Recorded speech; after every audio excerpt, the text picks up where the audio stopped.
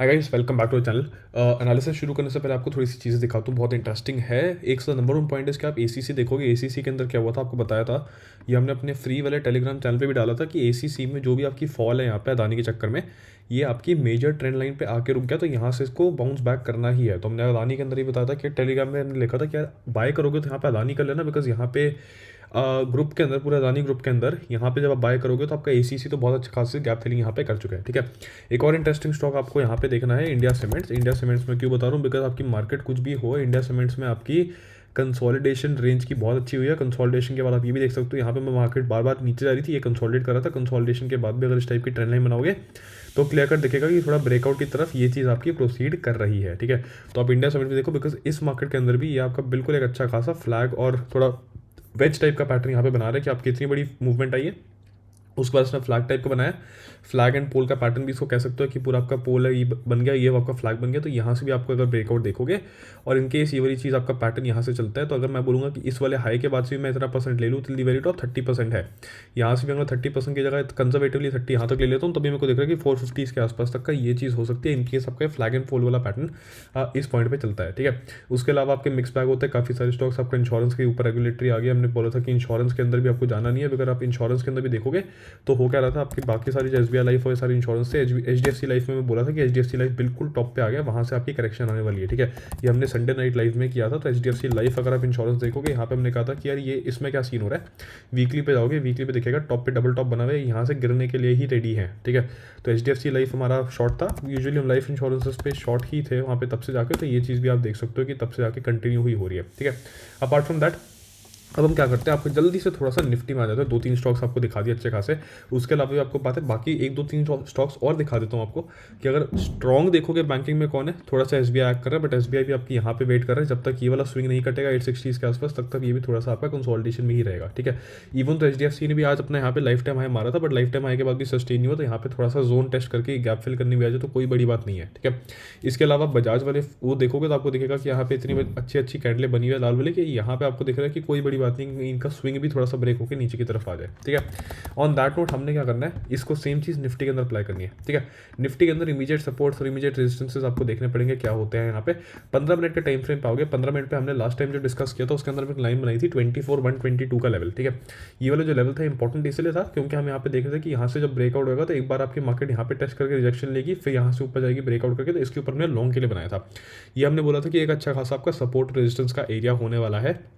तो यहाँ पे सेम चीज़ वही हुई है कि जब इसने इसको आज ब्रेक डाउन किया है, यहाँ पे ब्रेक डाउन करके सपोर्ट में आपको रीटेस्ट भी जब इसने किया है, इसको रेजिस्टेंस बना के रीटेस्ट भी किया है, इसी पॉइंट पे इसने डायरेक्टली किया है। ठीक है, तो ये चीज़ आप नंबर 1 पॉइंट यहाँ पे देख सकते हो। ठीक है, इसके अलावा फिर हमने जब यहाँ पे आपको शॉर्ट करने की भी अपॉर्चुनिटी मिली थी, हमने यहाँ पे जो दी थी आपको सारे के सारे टेलीग्राम पे हमने फ्री भी डाला था। फ्री वाला भी हमारा *9 गया है पब्लिक चैनल पे। हमने जो हीरो जीरोज और बाकी सब में डाला था *20 वो भी चले गए। तो बेसिकली यहाँ पे हमने जो शॉर्ट किए थे यहाँ से *20 टाइम्स का टारगेट यहाँ पे निकाला है। पब्लिक में जो डाला था, पब्लिक में भी आपका *9 *10 के आसपास यहाँ पे निकाला हुआ है। ठीक है, अब यहाँ पे आपको देखना है कि ये जो चीज़ नीचे गिरी है इसकी गैप फिलिंग का टारगेट होता है। ठीक है, ये गैप फिलिंग का जो टारगेट होता है यूजुअली आपका पिछले दिन का क्लोज होता है। जो आपका गैप होता है, गैप की जो क्लोजिंग कैंडल होती है, क्लोजिंग कैंडल पे होता है। तो उसका ये मतलब है कि मैं हॉरिजॉन्टल की एक लाइन बनाऊंगा, बिल्कुल यहाँ पे बनाऊंगा, तो मुझे पता है कि इसका गैप फिलिंग का टारगेट एग्जैक्ट 23,873 का था। ये जो विक बनी है 23,873 874, इसका OHLC कोने में देख सकते हो यहाँ पे। इसका जो लो है 873.5 कर चुका है, डॉट एग्जैक्ट उसी पॉइंट से ही यहाँ पे रिजेक्शन आई है। तो लोगों को पता है कि भैया आपको गैप फिलिंग कहाँ तक करनी है। ठीक है, यूजुअली इसके बाद होता क्या है, मार्केट जब इस टाइप की गैप फिल करती है उसके बाद उसी एरिया के अंदर कंसोलिडेशन लेती है और उसके अंदर जो गैप होता है उसके अंदर थोड़ा सा रेंज बनाती है ±0.5% का। ठीक है, यहाँ से मैं +0.5% के आसपास भी ले लूँगा तो मेरे को पता है यार मेरी टॉप ऑफ द रेंज 24,000 के बिल्कुल आसपास आ रही है। मतलब 24,000 मेरा एक अच्छा खासा रिजेक्शन का एरिया यहाँ पे बनने वाला है। बिकॉज यहाँ से आप देख सकते हो कि किस तरीके से यहाँ पे फॉल होने के बाद भी यहाँ पे बहुत वॉलेटाइल हो गई थी मार्केट आपकी। यहाँ पे सीधा 76 से आपका बिल्कुल एक कैंडल गिरी थी 874, वापस फिर वो आपको 24,000 भी रीटेस्ट करके फिर नीचे गिरा था। ठीक है, तो यहाँ पे आप ये देख लेना कि टॉप पे साइड पे आपकी रेंज 24,000 ही बनने वाली है। बॉटम की साइड पे हमारे पास ये जो सपोर्ट बना हुआ है पुराना, क्योंकि हमने बोला था यहाँ पे डबल बॉटम बना हुआ है, फिर हमारी रैली आई थी छोटी सी, ये वाली चीज़ आपकी सपोर्ट की तरह एक्ट करेगी। प्लस इसमें एक और चीज़ आप देख सकते हो कि अगर मैं इस बार यहाँ पे ½ % के आसपास इस पॉइंट से लूँगा तो मेरे को दिख रहा है थोड़ा बहुत 750 के आसपास आ रहा है। 750 का लेवल अगर आप डेली के टाइम फ्रेम पे भी जाके देखोगे तो आपको दिखेगा 750 का जो लेवल यहाँ पे आ रहा है, ये मोरलेस आपका ट्रेंड लाइन का एक रीटेस्ट लेवल भी आ रहा है। क्योंकि इनकेस अगर मैं बोलूँ कि यार यहाँ से ये इसने ब्रेकआउट दिया, और मैं एक और चीज़ बताता हूँ कि अगर ब्रेकआउट आपका गैप अप में होता है तो वो बेसिकली आपका एक वैलिड ब्रेकआउट नहीं होता है, वो वैलिड ब्रेकआउट की तरह काउंट नहीं होता है। इसको हम वैलिड ब्रेकआउट की तरह काउंट नहीं करेंगे जब तक इसमें रीटेस्ट ना हो। तो अगर यहाँ पे जाके मेरे को 750 के लेवल पे आसपास जाके रीटेस्ट एक दे दे, बुलिश कैंडल दे दे, तब मैं फिर भी छोटी सी एक स्विंग ले लूँगा, बट इसको मैं लंबा नहीं करूँगा जब तक मेरा यहाँ पे जो 530 का लेवल है 24,530, जब तक वो ब्रेक नहीं होगा तब तक मैं इसको और यहाँ पे लंबा नहीं करूँगा, ठीक है।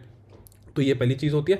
बट जिस तरीके से आपके इंडिविजुअल स्टॉक्स जा रहे हैं, इंडिविजुअल स्टॉक्स के अंदर फॉर एग्जांपल यहाँ पे जो बड़े बड़े आपके जो ट्रैकर्स होते हैं सारे के सारे, उनको भी अगर आप फुल यहाँ पे जाके देख लोगे तो आपको यहाँ पे क्या दिखेगा कि जो आपके मूवर्स हो रहे हैं मेजर, ठीक है। रिलायंस के अंदर भी देखोगे, बताया था हमने लास्ट एनालिसिस के अंदर कि यहाँ से ऊपर जाके आपकी रिजेक्शन लेगा इस लेवल के आसपास, और यहाँ से फिर आपकी वापस से करेक्शन शुरू होगी। बिकॉज आपको बताया था मैंने लास्ट वीडियो भी जाके चेक कर लेना यूट्यूब के अंदर कि लोगों को लगेगा यहाँ से आपका बुलिश बाय हो गया, बट लोगों को ये नहीं दिख रहा कि रिलायंस लॉन्ग टर्म ये और ये वाली ट्रेंड लाइन 3 पॉइंट्स टच होने के बाद इसको ब्रेक डाउन कर चुका है। उसका रीटेस्ट यूजुअली जिस पॉइंट से ब्रेक डाउन होता है उसी पॉइंट के आसपास होता है, तो यहाँ पे इसका रीटेस्ट है 1300 का। ये बाइंग की अपॉर्चुनिटी अभी मेरे को नहीं दिख रही है बिकॉज ये ट्रेंड लाइन ब्रेक डाउन वाला है, ये बाइंग की अपॉर्चुनिटी बिल्कुल नहीं है। ये बेसिकली आपका वही है, जब तक इसमें नीचे जाके कहीं सपोर्ट नहीं बनेगा तब तक इसको हम नहीं उठाने वाले, ठीक है। तो आपके बेसिकली सारे जो मार्केट मूवर्स हैं वो सारे के सारे यहाँ पे गिर रहे हैं, बट यहाँ पे मेजॉरिटी क्या हो रहा है कि मेजॉरिटी आपकी मैनेजमेंट हो जाती है। कभी आपकी मिड कैप बाकी सारे चढ़ा देते हैं और फिर बाकी ये दोनों स्टॉक्स गिरा देते हैं, बाकी दिन उनको होल्ड करा देते हैं और बेसिकली आपका HDFC और रिलायंस गिरा देते हैं, जो आपके मार्केट अकेले ही मूव कर जाते हैं मेजर केसेस में, ठीक है। तो ये एनालिसिस है गोइंग फॉरवर्ड जो आपको कल के लिए पता होना चाहिए फ्राइडे, ठीक है। बिकॉज यहाँ पे जो इंटरेस्टिंग चीज़ है क्योंकि अगर आप कल सेंसेक्स की एक्सपायरी ट्रेड करोगे, वो भी आप मंथली एक्सपायरी ट्रेड करोगे, वो भी पहली मंथली एक्सपायरी ट्रेड करोगे जिसमें आपकी वीकली एक्सपायरी खत्म हो गई है, वॉलेटिलिटी यहाँ पे होएगी, ठीक है। और वॉलेटिलिटी का आप दूसरी यहाँ पे एक और चीज़ देख सकते हो कि अगर आप यहाँ पे इस पोर्शन पे आके आप ये देखोगे कि यार इंडिया विक्स में आज क्या हुआ है, तो आप यहाँ पे भी देख के समझ जाओगे कि आप इंडिया विक्स का डेली का टाइम फ्रेम आओगे तो थोड़ा बहुत यहाँ पे वॉलेटिलिटी बढ़नी शुरू हुई है वापस। तो यहाँ पे भी कोई बड़ी बात नहीं, अगर ज़रा से आपकी 1-2% आपकी वॉलेटिलिटी कल बढ़ भी जाए तो वो भी आपको थोड़ा सा ध्यान यहाँ पे रखना पड़ता है, ठीक है। So anyways on that note I end the video.